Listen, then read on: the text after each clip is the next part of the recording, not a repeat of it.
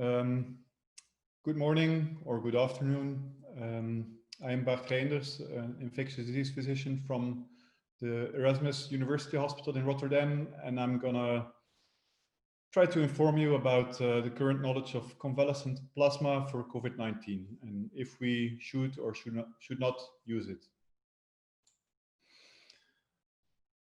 For the few of you that are not aware of the plasma as treatment, some 17 years ago, there was SARS-CoV-1. This was really a more deadly disease with a 9% mortality. And in this context, physicians have used convalescent plasma, so plasma with antibodies from recovered patients, and they seem to observe a positive effect, but these were really small observational trials, so the evidence is absolutely inconclusive. But this was the reason why it was soon being used in the current pandemic. And rapidly after, some physicians started to use plasma, they also reported on it. And I just want to illustrate this with a few publications that I think are unfortunately very biased.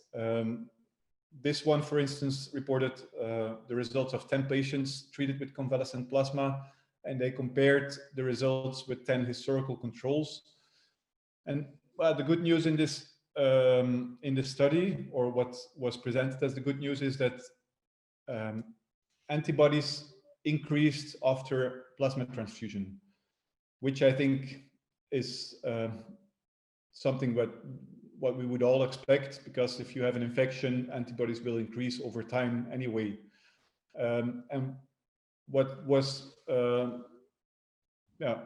really good, what is good to know is that the antibody titers at baseline in these patients were already really very high, much higher than what you see in plasma donors.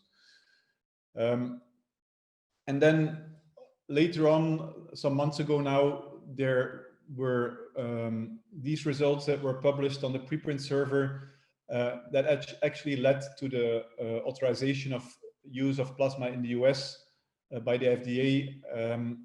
And this was also an observational study without a control group, where they used data from 35,000 patients that had been treated with plasma outside the context of a study, and to try to find data in support of plasma on outcome. They compared the patients that received plasma within 3 days after diagnosis with those that received plasma later on, and they found a benefit of early plasma compared with late plasma. And they also did another observation, which I think is more interesting, and that was sort of dose response effect, where higher titers seem to do better. But again, there was no control group, no real control group that did not receive plasma, and there are several reasons why it is not unlikely that there is a bias in this study. Just to give one example, but several examples are possible. If you have a good health insurance and you will therefore be able to be tested sooner and to be hospitalized easier, you're more likely to come into the group that is treated within 3 days after diagnosis. So this population will not be the same as a population that is treated later on during the disease course. Just to give an example why it's very likely that there is bias in this study. And finally, in Nature Medicine, a publication where 39 patients that received plasma were matched with a group of controls to see if there is an effect. And they found an effect that was so large that it really has to be biased. Look at the effect size. The mortality in the plasma arm was like 20%, and it was more than 50% in the control arm. And this more than 50% mortality is really not something that we're seeing now in the hospital. So long story short, a lot of biased results, I think, led to the uncontrolled use of convalescent plasma in the USA in the hospital setting, which also has made recruitment in trials more difficult there. But fortunately, other countries have taken a different approach. And I'm happy to be able to share you these results. We actually started a randomized clinical trial in the Netherlands as of April, where we randomized 86 patients, which is not a large number, but you'll soon find out why this is the case. And you have to also take into account that at that time we had a lot of questions and very few answers. So the design of the study was made with this lack of knowledge at that time. I'll come back to these questions later on. But the most important were what would be the best timing of antibody therapy, what dose is needed, how do we have to select the best donors. So a lot of questions. Now, we randomized 86 patients, and at that time, the results came back from our lab about the antibody titers at baseline in these patients. These patients were hospitalized and received plasma or did not receive plasma because it was randomized as soon as possible after hospital admission. And the donors we selected were really, I think, well selected because our lab, which is a coronavirus WHO reference lab, they were able to do the whole virus neutralizing antibody titer measurement in the lab. So the donors we had, they had a median titer of 1/640, which is really high. I think 20% of the donors have this kind of titer and 80% have a lower titer. And despite the selection of these donors, the median titer in our patients at baseline was not very different.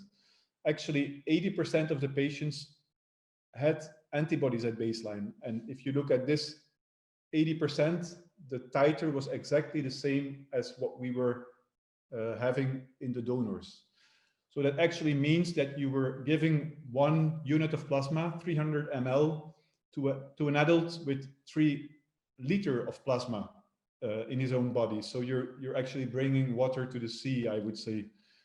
And in the few patients with little or no antibodies at baseline, we also saw a rapid increase in the titer.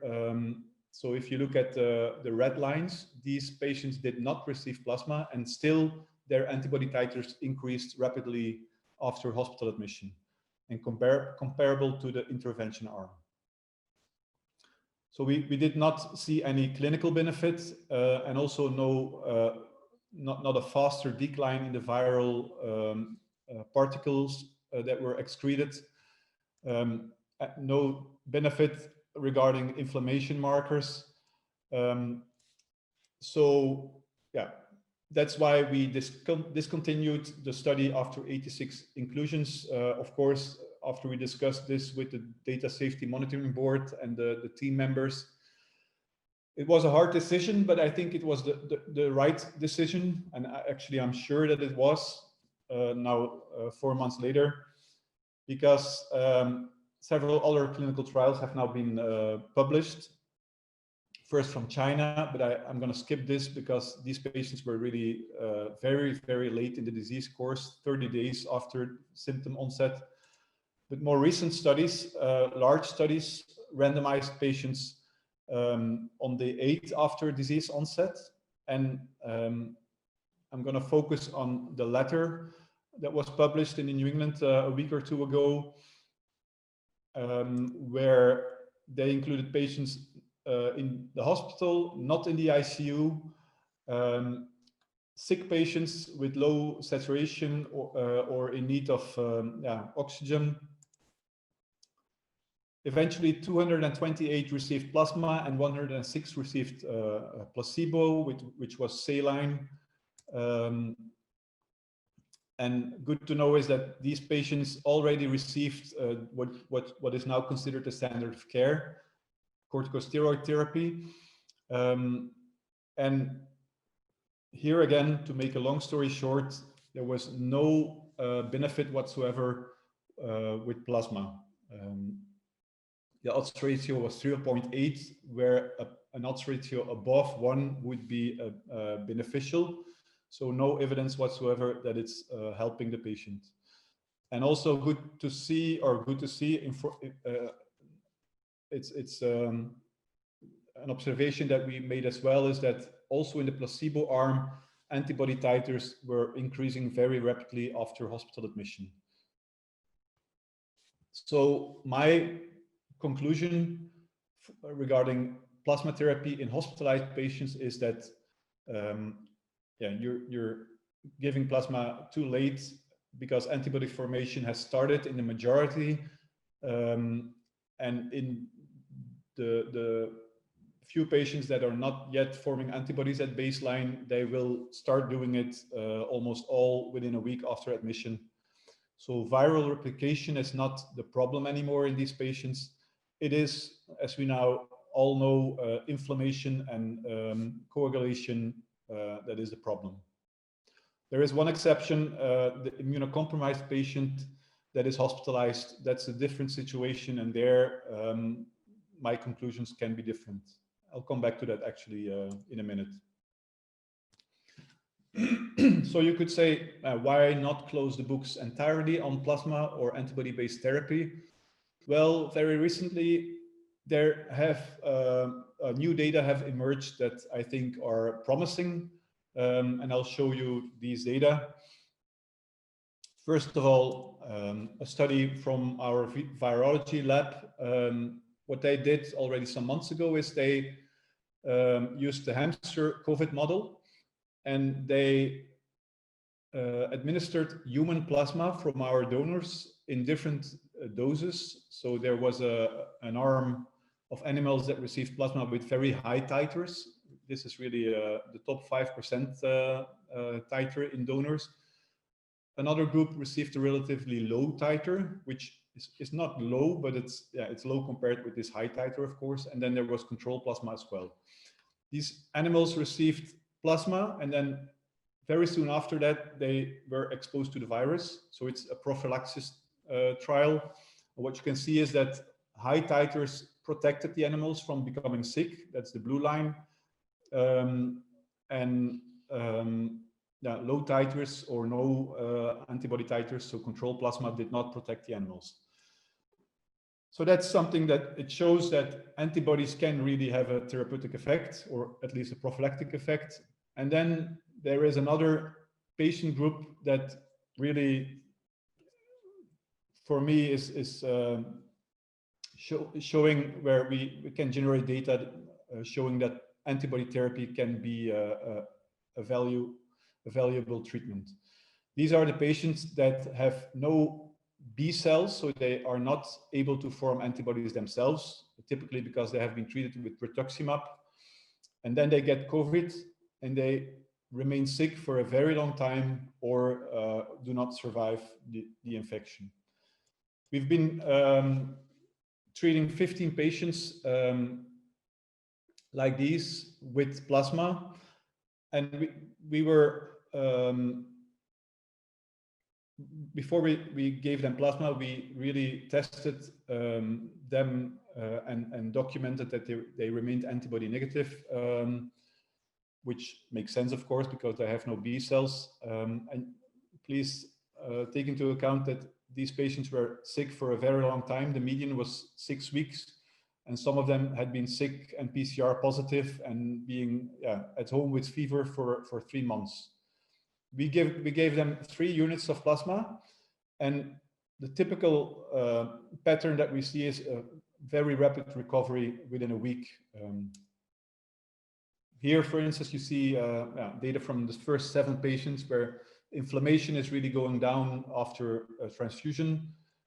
And here you see that they all were antibody negative at baseline, and that the 2 units of plasma seems to be a correct dose. In my opinion, they all seroconverted and also remained seroconverted for at least 2 weeks. And also the CT scan improved, really nicely after 1 week. So we continue to use plasma in these very specific patients. Then finally, what are also data that I think show what the potential is of plasma, but if you give it at the right time in the right patient. This is a study published, I think 6 weeks ago now in the New England, where a monoclonal antibody that is now called bamlanivimab, where this was given to patients within the first week of illness, so outpatients. And this study was actually a dose-finding study, but you have to take into account that also the low-dose group received antibodies that should be more than enough to have a therapeutic effect. So patients very early in their disease course. And there, a very interesting observation was made that the admission rate after inclusion in the study went from 6% to 1.5% if you compare the intervention with the control arm. So that's really what we were hoping to see, and that actually led to the FDA authorization of the use of bamlanivimab in this patient population. And here you also see what the effect is in the high-risk outpatient group. So what I think is a dramatic reduction in hospital visits and hospitalizations. And an identical observation was made, I think, 2 or 3 weeks ago with the monoclonal antibodies from Regeneron, and the same reduction in hospital visits and admissions was observed from 9 to 3%. So this really shows that if you give antibody-based therapy in the right patient at the right time, that it may help. But there is also there was also an observation that led to the discontinuation of antibody of a study in hospitalized patients that were critically ill, so high flow oxygen or mechanical ventilation, because their treatment with the monoclonal antibody may be unfavorable. So the timing is crucial. And this also illustrates that the use of convalescent plasma in the hospital setting may still be harmful, because the data are not, there are not enough data to really to conclude with certainty that in for instance, ICU patients, treatment with plasma is worse than no treatment with plasma. So I think that in a hospital setting, it should only be used in the context of a clinical trial, or one exception in patients that really are proven to have no antibody formation themselves. So some answers that we now have on the questions that I showed you in the beginning of my presentation. The timing of the antibody formation we now know. We also now know that we really should select the donors carefully, and how you should do that. I think a combination of first an ELISA screening assay and then a plaque reduction neutralization assay, so a virus neutralization assay, may be the best approach. And what we still do not know very well is what the best dose of antibodies and plasma is. And regarding the timing, I think the earlier the better is now really the conclusion. There are a lot of ongoing trials on plasma. Just to illustrate this with one slide. And my final slides will be about a study that we're now doing. It started like 6 weeks ago, where we really focus on the outpatient within the first week of symptoms. There we randomize patients to convalescent plasma or fresh chosen plasma as a control. These patients are sick for no more than 7 days, and they are at higher risk of a bad outcome because they're older or they have comorbidities. These patients can contact us via a website, and then we invite them to one of the participating hospitals. They are transfused, and then they go back home, and we call them to detect their outcome. So the risk factors that we use for the patients below the age of 70 are these, but these may change over the course of the study. It's a blinded study, so the DSMB can advise us to be more stringent. And more recently, an amendment was approved where we now also include immunocompromised patients because we know that they have a higher risk for a bad outcome.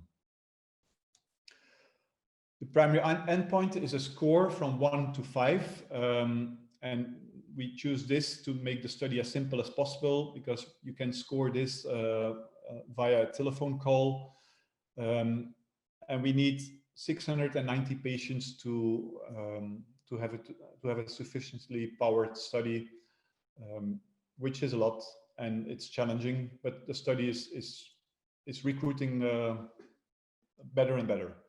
So very simple, patient contacts us, or his general GP or another physician contacts us about the patient.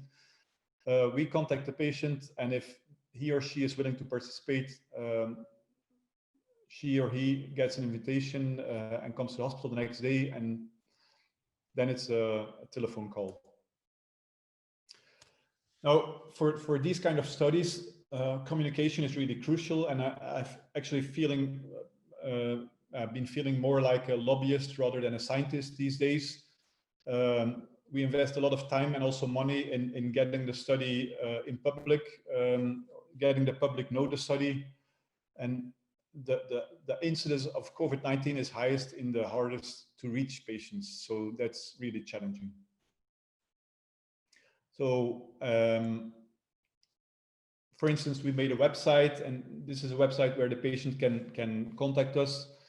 And very recently, we also added Arabic language, English language, and a short YouTube movie to inform the patients. So we do a lot to get the message to the patient. So if this would have been a pro-con debate, I would say con, the use of convalescent plasma in hospitalized patients outside the context of a trial.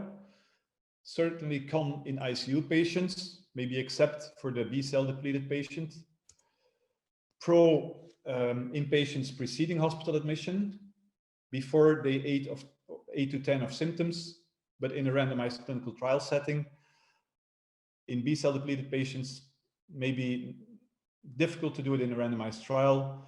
And in otherwise immunocompromised patients, I think it's also reasonable to use antibody-based therapy, but then first really document that they remain antibody negative 10 days or more after disease onset. So that's the end of my presentation. Thank you.